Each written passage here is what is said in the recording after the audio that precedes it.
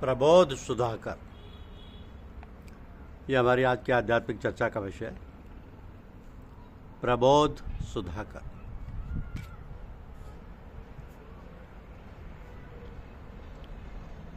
चिन्मात्र परमात्मा ने ही प्रथम अपने आप को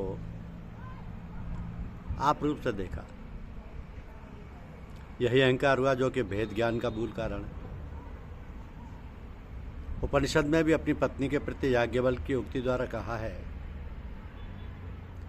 कि वह परमात्मा दो सा प्रतीत होता है, वही पति और पत्नी हो जाते हैं। इसलिए यह आकाश ब्रह्म निरंतर तीन पति पत्नी और उनका अधिष्ठाता प्रजापति भावों से पूर्ण रहता है।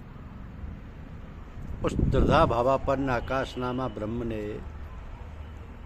एक क्षण यहाँ चिंतन किया और उसी से ये मनुष्य उत्पन्न हुए। चिरकालीन आनंद का अनुभव करते करते परमात्मा की सुषुप्ति के समान कोई अवस्था हुई,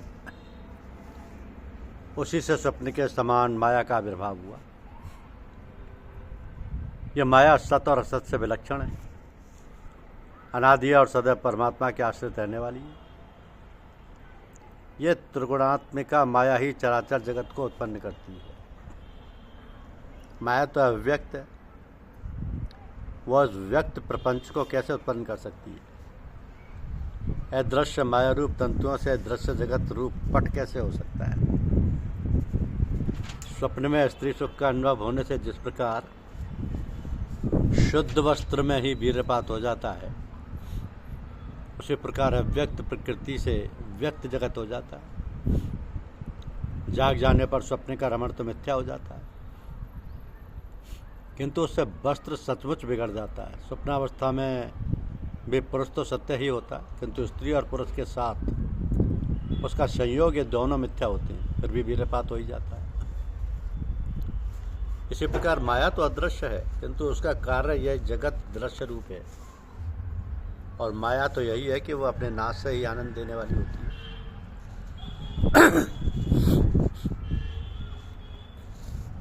तो यह अंधकारमयी रात्रि के समान दुरंत है, इसके स्वभाव का कुछ पता ही नहीं चलता।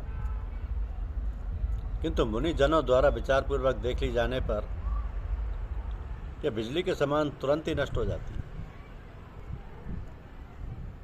ब्रह्म के आश्रय तो ये माया ही जीवाश्रय अविद्या कहलाती है। यही चित्त की जड़ चेतन ग्रंथि है। जब तक मोक्ष ना हो तब तक इसे अक्षय ही जानना चाहिए। तो घट मठ और भित्ति आदि उपाधियों से आवृत आकाश घटाकाश मठाकाश आदि तदनुकूल नाम वाला हो जाता है। उसी प्रकार अविद्या से आवृत शुद्ध चेतन ही जीव कहलाता है। इसमें संदेह होता है कि विशुद्ध ब्रह्म का अज्ञान किस प्रकार आवरण कर सकता है। रात्रि का अंधकार भी क्या स्वयं प्रकाश के सूर्य को ढक सकता है? अपनी ही किरणों से उत्पन्न हुए मेघों से जिस प्रकार सूर्य ढक जाता है, किंतु इससे दिन के दिनत्व में कोई विकार नहीं होता। इसी प्रकार शुद्ध आत्मा भी चिरकाल तक अज्ञान से आवृत रहता है, किंतु उसके परमात्म तत्व में कोई बाधा नहीं आती। वह तो प्राणियों में चेतना शक्ति के रूप में लोक में सिद्ध ही है। स्थूल शरीर के भीतर लिंग देह है, उसके भीतर कारण शरीर है और उसके भी भीतर महाकारण नामक तुरीय आत्मा है। तो स्थूल का तो पहले निरूपण हो चुका, अब आरंभ से ही सूक्ष्म का वर्णन करती है। जिसको श्रुति ने अंगुष्ठ मात्र पुरुष कहा है, वही सूक्ष्म शरीर है।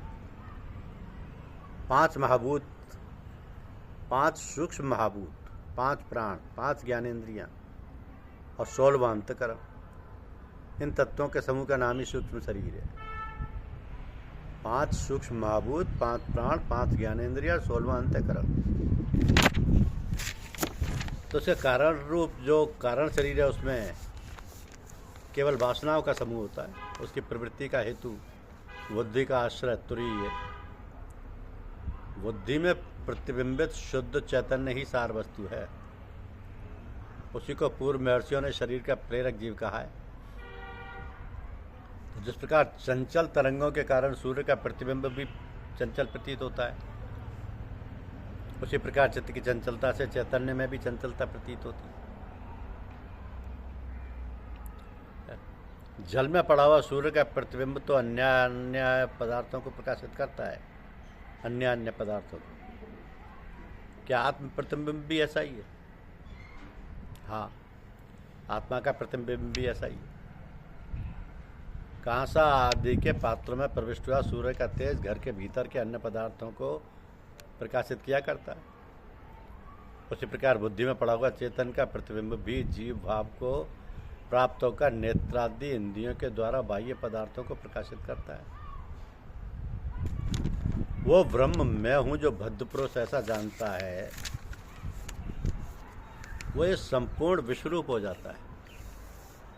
उसके वैभव की देवगण भी बराबरी नहीं कर सकते, क्योंकि वह उनका भी आत्मा हो जाता है। जो आत्मा से भिन्न किसी और देव की उपासना करता है, उसको वह ब्रह्म अन्य के समान रहता है, तथा मैं अन्य हूँ और यह ब्रह्म अन्य है। जो ऐसा जानता है वो पशु है। ऐसे उपनिषद तथा श्रुति के वाक्य हैं। तथा भगवान ने भी कहा कि ज्ञानी तो मेरी आत्मा ही है, ऐसा मेरा मत है। इसके अतिरिक्त युक्ति से भी ऐसा ही सिद्ध होता है। अग्नि से दग्ध हो जाने पर टेढ़ी या सीधी जैसी भी लकड़ी हो अग्नि रूप हो जाती है। उसमें सीधा टेढ़ा आकार रहता भी है, तथापि क्या उसे हाथ से छू सकते हैं? इसी प्रकार आत्मनिष्ठ पुरुष भी आत्माकार हो जाता है। वह देही सा प्रतीत तो होता है, तथापि होता शुद्ध आत्मा मात्र ही है, आत्मा मात्र। तो जिस प्रकार जल के अनेक शकोरों में एक ही सूर्य का प्रतिबिंब पड़ता है, उसी प्रकार यह एक ही परमात्मा अनेक देहों में भास रहा है। दैवयोग से यदि एक शकोरा टूट जाए तो क्या उससे सूर्य का लय हो जाता है? जल की चंचलता के कारण प्रतिबिंब के चलायमान होने से क्या सूर्य भी चंचल हो जाता है? ये चराचर जगत जैसे एक ही सूर्य के प्रकाश में अपने समस्त कार्य करता है, उसी प्रकार यह एक ही आत्मा की सत्ता से गतिशील हो रहा है।